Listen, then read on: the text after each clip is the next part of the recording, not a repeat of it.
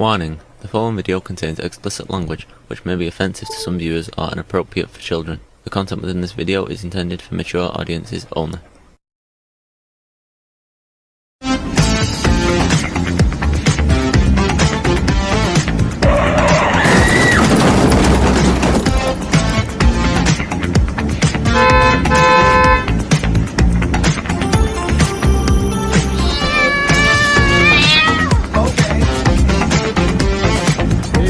Happy Monday.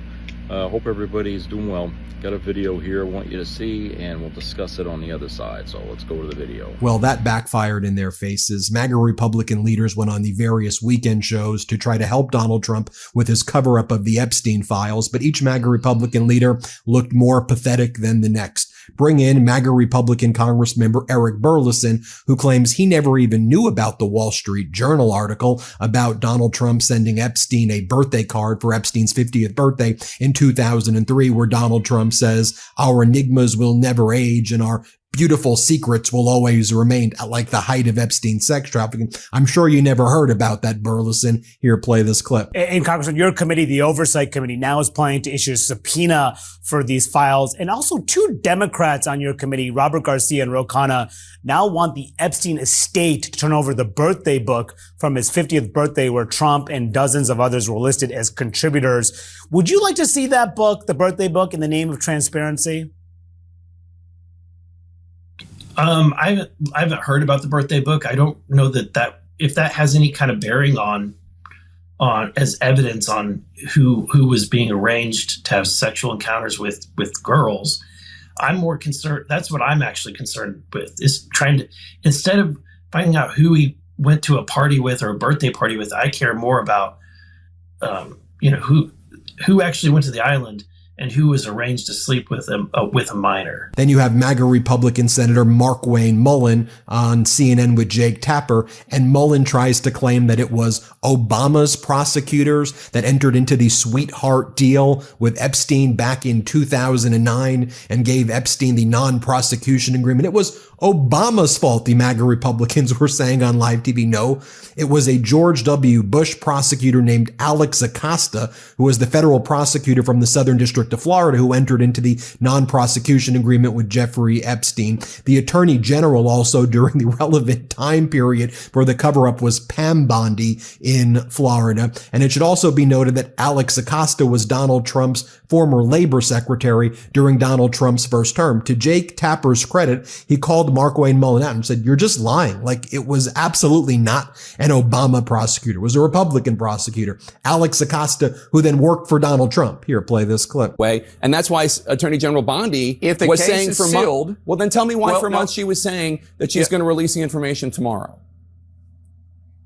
We made the assumption that the judges would release the order and allow the evidence that they had, that it could be heard. But it's all been sealed. And so if it's been a sealed case, we can't release it until the judges allow us to release it. And you would think common sense would play. That's why they asked for transparency. We want transparency. We want the judges to have transparency in this too. But remember, there was a plea deal that was struck in 2009, way before I was in office, way before Trump was even considering to be in office, way before Pam Bondi was in office, way before Kash Patel was director. 2009, there was a sweetheart plea deal that was made underneath the Obama administration with Epstein. Right. That's not and that sweetheart has not been exposed. No, it was 2000. Oh, it's not? Well, when was the case heard?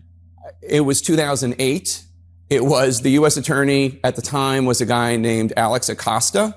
He was a Bush appointee. He went on to become President Trump's Secretary of Labor. It all took place in 2008. Who was in office at the time? 2008, George W. Bush. Who was in office at the time? George W. Bush. No, 2009 is when the case came out, and it was and Obama was in office at the time. It's not true. But let me ask you a question. I mean, how utterly pathetic was that from Markwayne Mullin? And give Jake Tapper credit there for calling it out. Then you had Markwayne Mullin, though, just to see how he kind of digs further and further. Markwayne Mullin then says the real issue here is that Pam Bondi can't release any of the files in the DOJ and FBI's possession because they were provided to a grand jury, and thus they're subject to grand jury secrecy.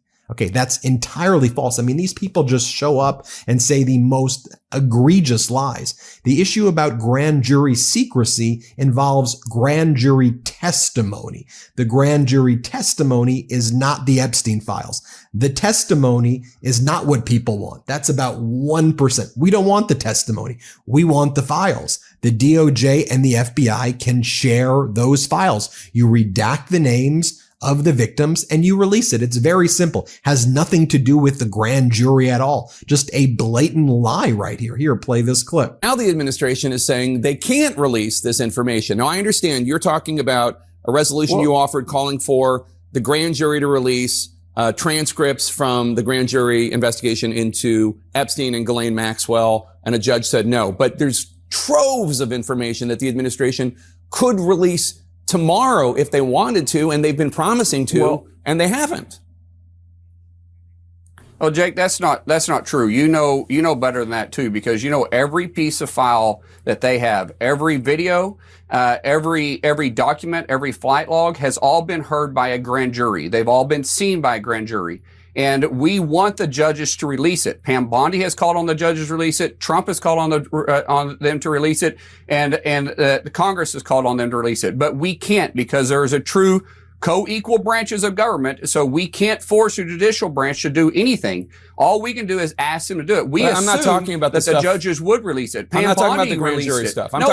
There isn't, Jake, there isn't one piece of document that Kash Patel at the FBI or Pam Bondi in her office has that a grand jury hasn't seen. So everything that they have she was talking about releasing this information by the judges. She was talking about releasing this information. She could release it tomorrow. She doesn't. She was, but she can't. No, she can't release it until the judges release it. Because if it's been heard by a grand jury, and Jake, you know this, if it's been heard by a grand jury, regardless if Pam Bondi has it or the FBI has it, the judge that overseen the case that the grand jury listened to and saw the documentation and the evidence has to be released by the judge. And you know that. I don't think that that's correct. I think that the FBI and the Southern District of New York and the Southern District of Florida, and because something has been shown before a grand jury, that doesn't mean it is only going to be, it can only be released to the public by a judge. If the FBI has it, they can release it. Then why did the judge refuse to release the records in Florida? Because once it's been heard in a case, it is a sealed case. It is sealed by the grand jury. And you have been through this. I don't know why we're even debating this, because if it is considered evidence in a case, then it is sealed. The information that has been released. Bring a separate judge on and ask them the same question. Grand jury hearings and transcripts, the judge has control over. Absolutely. That doesn't mean that everything that went into the grand jury is therefore locked from the public. It does not work that way. And that's why Attorney General Bondi was saying for months. Well, then tell me why for months she was saying that she's going to release the information tomorrow. We made the assumption that the judges would release the order and allow the evidence that they had, that it could be heard. But it's all been sealed. And again, I give Tapper credit for calling it out. Have the Office of Management and Budget Director, Russ Vought, who was the author of Project 2025. So he goes on Face the Nation and he says, he's asked a very basic question. Are you going to release the cancer research funding? You've currently deprived cancer research centers of critical funding to try to stop cancer. What are you doing? And then Russ Vought, I mean, this guy is pure filth. This guy's pure evil. And he's like, we're going to put it through the same rigorous review that we do with everything. And we will see about that. We're talking about cancer research here. What are these maniacs doing? Here, play this clip. Some of the funds that do expire in September have also been held up on the health front. Senator Katie Britt of Alabama, 13 other Republicans came out with a letter saying that you've been slow in releasing funds for the National Institute of Health for research into cardiovascular disease, cancer. Are those funds going to be released? Again, we're going through the same process with the NIH that we did with the education. But there's a time $2 million here for injecting dogs with cocaine that the NIH spent money on. $75,000 for Harvard to study blowing lizards off of trees with leaf blowers. That's the kind of waste that we've seen at the NIH. And that's not even getting to the extent to which the NIH was weaponized against the American people over the last several years with regard to funding gain-of-function research that caused the pandemic. We have an agency that needs dramatic overhaul. Thankfully, we have a great new head of it, but we're going to have to go line by line to make sure the NIH is funded. Are you going to properly. release the cancer funding research and the We're going cardiovascular to continue. We're going to disease continue to research go to the same process that we have gone through with regard to the Department of Education at every one of these agencies. before September? That money will be released, and we will release that funding when we are done with that review. Then they bring on MAGA Republican CIA director John Ratcliffe, who basically talks about, I've basically issued a referral to the Department of Justice to prosecute Obama and Clinton for treason. Yeah, I think that the statute of limitations can still exist to this day. You're talking about for what? What are you even talking about? Like, isn't it just so pathetic, the length that they're all going through to protect Donald Trump from his connections with Epstein? And now that we know Donald Trump's all over the Epstein files, it's just so pathetic here, but play this clip. I think I hear you saying is there is still an opportunity for indictments, potential prosecutions, accountability from those people who may have lied under oath, like John Brennan, James Comey, and perhaps Hillary Clinton. Well, that's why I've made the referrals that I have. D&I Gabbard has made referrals, and why we're going to continue to share the intelligence that would support the ability of our Department of Justice to make bring fair and just claims against those who have perpetrated this hoax against the American people and this stain on our country. Director, one other question on this. Tulsi, as well as President Trump, used the word treason. Is there a statute of limitations on treason?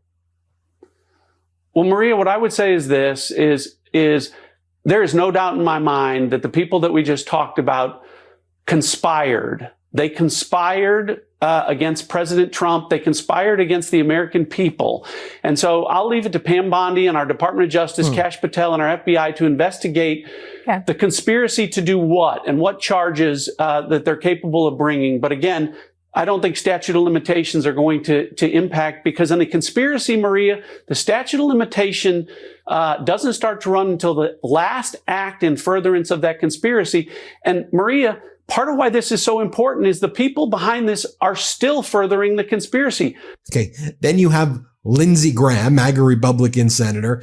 He's previously on camera saying over and over again that Russia did interfere with the 2016 election. It's not a controversial topic. Donald Trump shouted, "Russia, if you're listening, can you please interfere with the election? And can you hack Clinton's emails? Can you hack the emails?" And, whether or not that changed a vote or didn't change a vote, we know Russia interfered. And Lindsey Graham said as much. But here, Kristen Welker plays Lindsey Graham a video of the montage of his own comments, showing that back in 2017, he said that Russia interfered. And now he's changing his mind and saying, well, actually, we need to prosecute Obama.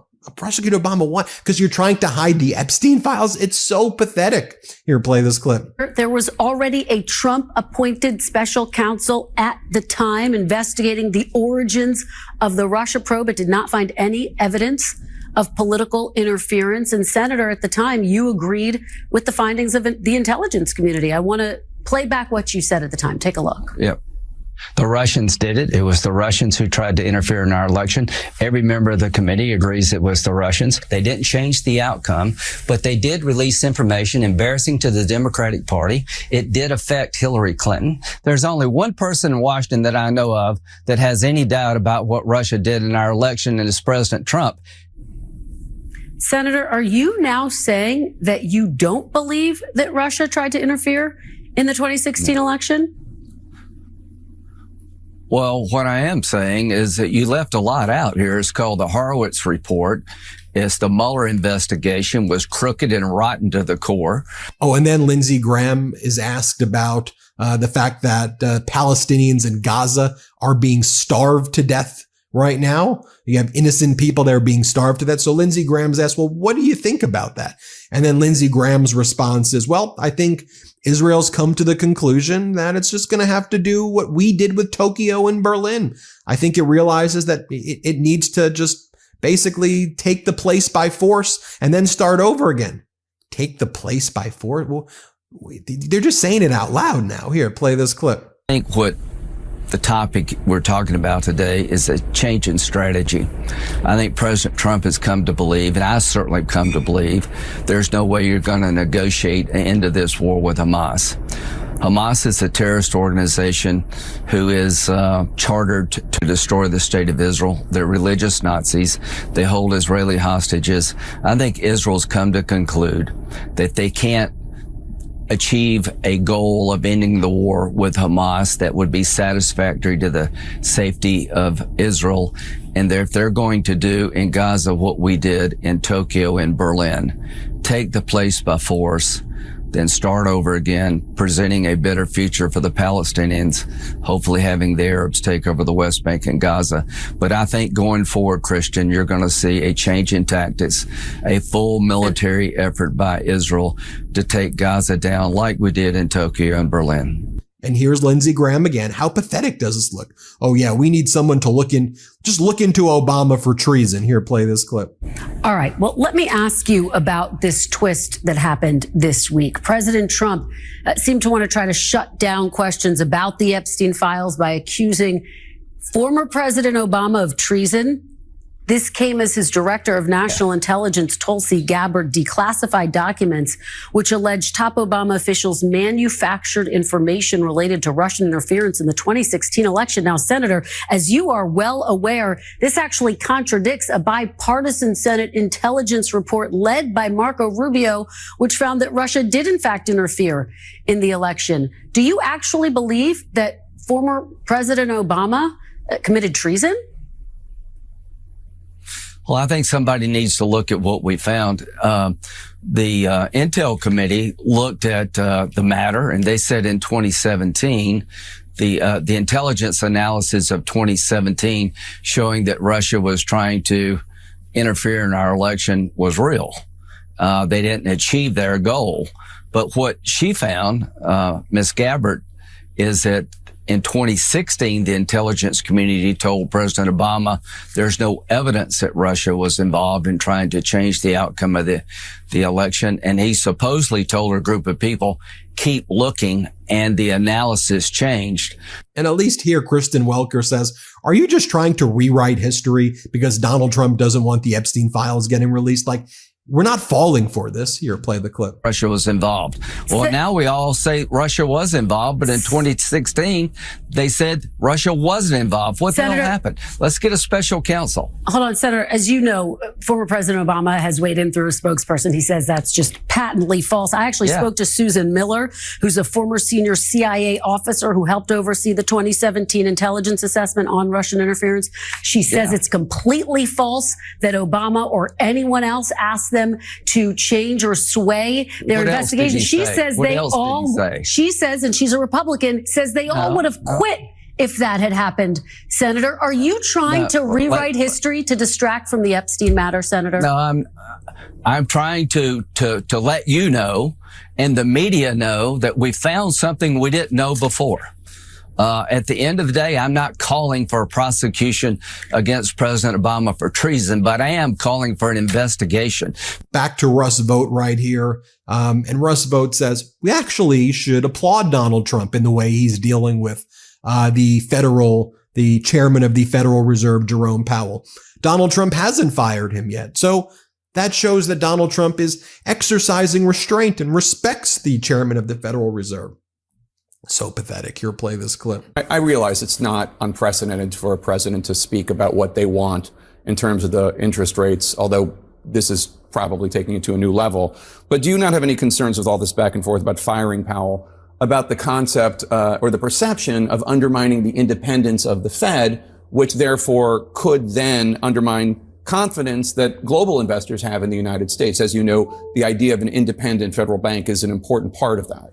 No, in fact, I think the patience that the president has demonstrated towards Chairman Powell is in fact a defense of that independence. You had Secretary Besson out there talking about the independence of the Fed. But we also have to articulate the views of the American people and the president with regard to needing lower interest rates and not having a largesse monstrosity on the National Mall. Back to Markwayne Mullin. He continues to insist, again, just a total lie, that Obama was the one who oversaw the Epstein non-prosecution agreement in 2009, which did not happen. And again, Tapper fortunately fact checks him. Here, play this clip. Even weigh in on that. But I'll go back to what you're saying about it wasn't true. The case was sealed in 2009. That's absolutely true. It was heard in 2008. It was sealed in 2009.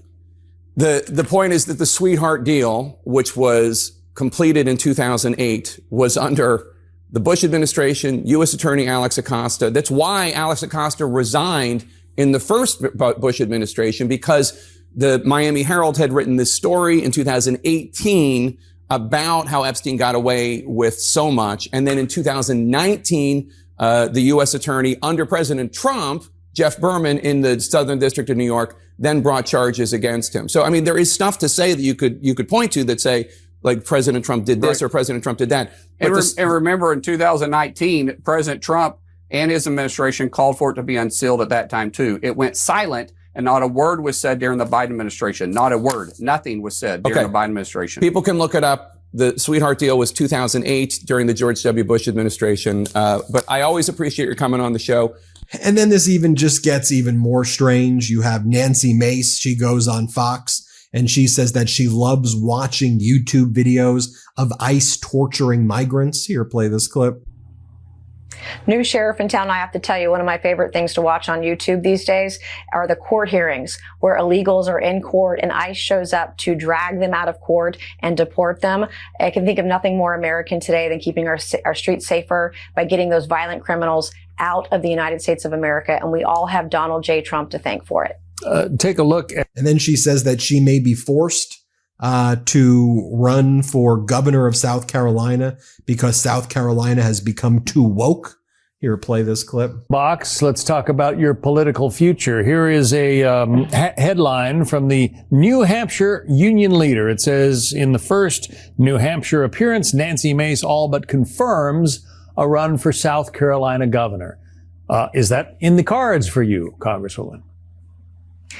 Well, I will be making a decision over the next couple of days about my future. I believe I may be forced to run for governor because I can't watch my beautiful red state of South Carolina go woke. It's gone woke over the last couple of years. This is a two-man race if I get in between me and Alan Wilson, the South Carolina Attorney General, who likes to put pedophiles on trial and give them 1 day in jail served. And so I don't believe that the South Carolina people will go for that, but we'll be making a decision about my future over the next couple of days, and we're excited about it. Here's an ex-post. And then finally, you have the chairman of the FCC, Brendan Carr, talking about how he's on CNBC here, how the Trump regime basically is going to be taking over all these news networks and controlling their content because all the content's too woke. So Trump regime wants to control all the networks. Here, play this clip.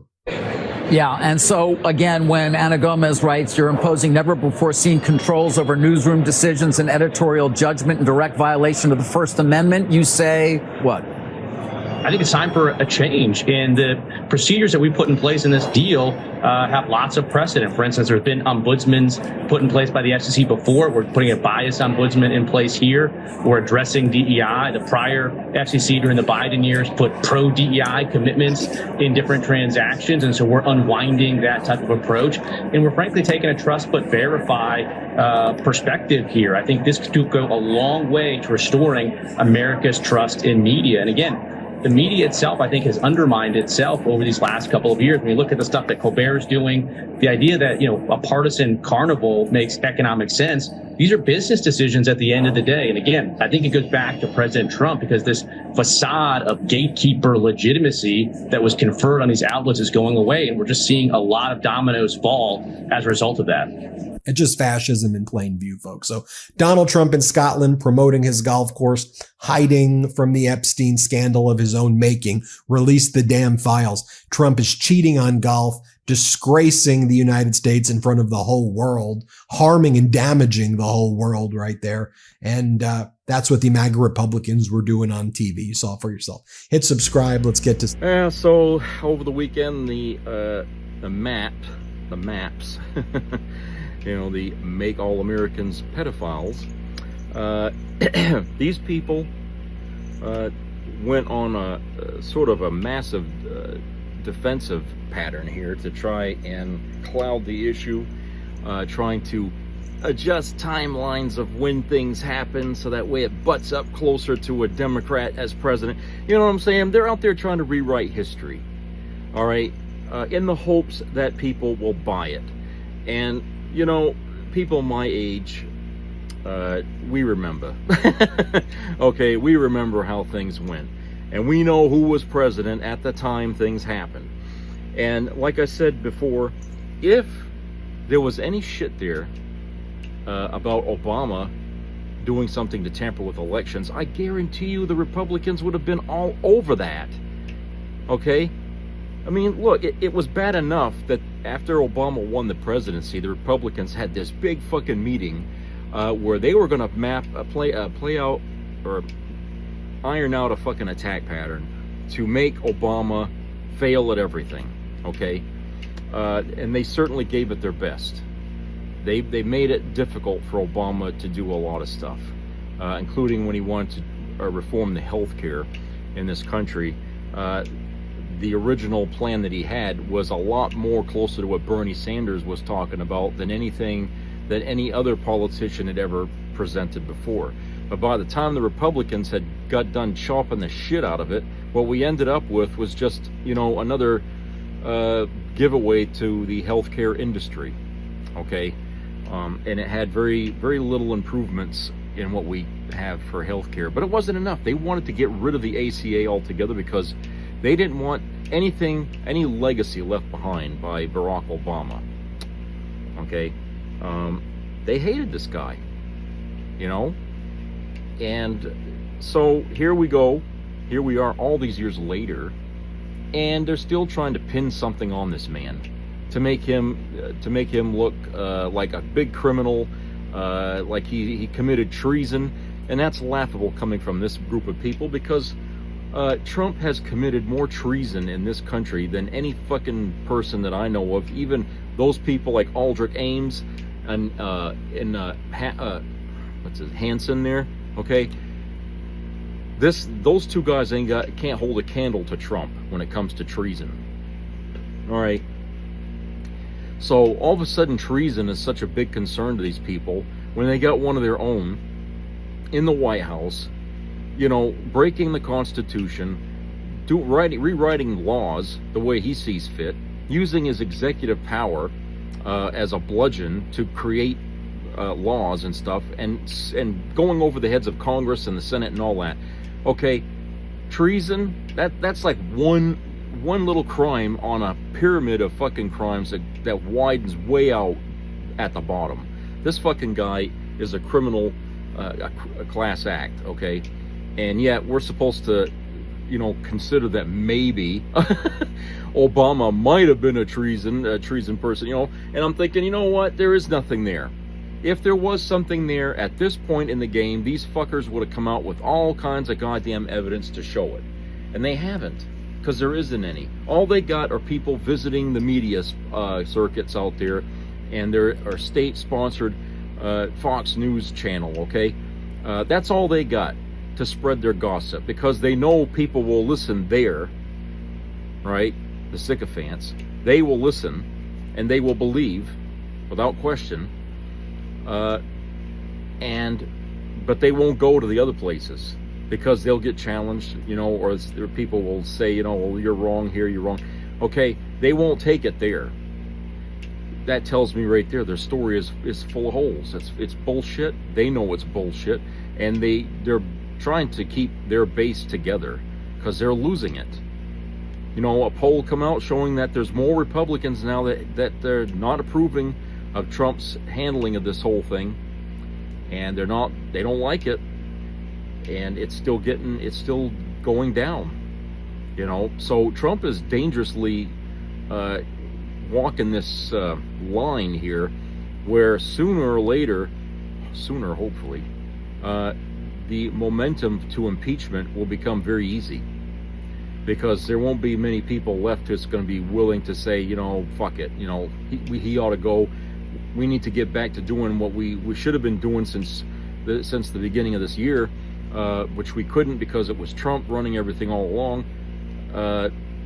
We need to get back to doing things that we wanted to have done. I mean, all right. I mean, look, any person who votes for their candidate wants to see their candidate succeed at something.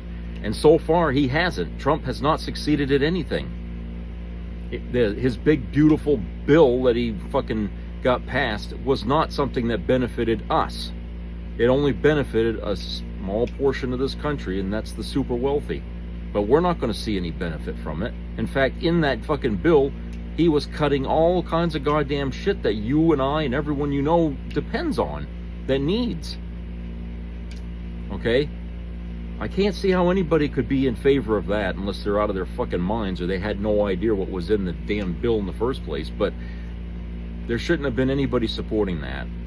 But that was a matter of Congress. That was a matter of the Senate. Okay, those institutions dominated by MAP, those are the ones that pushed this thing through and got it, you know, signed by numbnuts here in the White House. Okay, so this is where we are and why the country is so angry with him right now. And over the weekend, it was a disgrace that the former Republican Party, which really isn't the same thing anymore now. When we say Republican Party, I mean, I'm thinking back to the days of old, but really that era is gone. It's gone. Those people, you know, they ain't even part of the fucking equation anymore now. It's MAP and it's all those fuckers within it. So, so the right wing is really out there over the weekend trying desperately to salvage something out of this thing, because they are so afraid of what might get leaked out of there. And here's the thing, like I said before, this has to be about the fucking victims. If we take the focus away from the victims, then what's the point of trying to hold this man accountable? Okay? Because all people are going to see is political theater. They're not going to know that there are faces to this crime, and we need to see them. We need to be reminded of who they are. Me Too movement could be doing something about that right now. They could be out there getting these victims together, okay, and start getting out on the streets. But where the hell are they? Okay, at a time when we need them, they, you know, hey, they seemed to be very effective when they were out there a couple of years ago, but now all of a sudden they're just, they got the king pedophile himself to take down, and they're just quiet. I mean, yeah, there's people out there protesting, but it isn't that movement, okay? And I think, well, if we're going to be protesting based on how we feel about this Jeffrey Epstein scandal, we need to get those victims out there. We need to get them known. We need to hear their story, especially with all the video evidence and the letters and all that stuff that, you know, we got so much out there already to connect the dots with, that it's very, very difficult for anybody to try and, you know, whitewash this. Okay, we don't need just the client list. We got all kinds of fucking evidence out there, and more than that, we have actual victims still alive who remember those things, and we have to, and they have to be pushed out there in front of all of this, so that way the focus of this thing goes back to what originally has curled the hair in MAP's nose. Okay, the fact that this is called a sex trafficking ring. He was going after little girls, okay, him and Epstein, pushing them to do sexual things with men older than me. Okay, so it's sick, and it has to stay that way. We can't try and make this look like, oh, it's the Democrats just coming up with bullshit. Okay, first of all, not enough people are buying that fucking story. Second of all, this isn't about Democrats doing anything but holding up what they have in their hands to the people and saying, look what we have. And it's all there. It's not made up. It's all public record. You know? And a lot, you know, the internet, I'll tell you, is Trump's biggest enemy, because, you know, a lot of this stuff is still circulating around online. Okay, so the thing is that we don't really need to have a client list. What we need to do is believe the victims. Listen to their story, believe what they tell you, okay? The fact that, you know, if any of them even comes out and says anything about this shows that it must be true, because if they fear Trump as much as a lot of these victims say they do, then anyone who comes forward and says something that he had done, it's got to be true. They wouldn't be putting their neck out on the line, okay, if they thought it would get lopped off if they said anything about what happened all those years ago. So, you know, it's the same reason why they're making deals with Ghislaine Maxwell. Okay, they're afraid of what she might say. They're trying to work things out so she get a pardon. Okay, a criminal pardoning another criminal. I mean, that's rich for America, right? Jesus Christ. But yeah, it was a shit show this weekend. It's going to continue to be one. But we have to understand that there are victims, and a lot of them, a lot of victims, because this stuff that they were doing at Mar-a-Lago went on for a long, long, long time. Okay, so there are a number of them out there. So anyway, that's it. So I hope everybody has a great rest of the week. Talk to you later.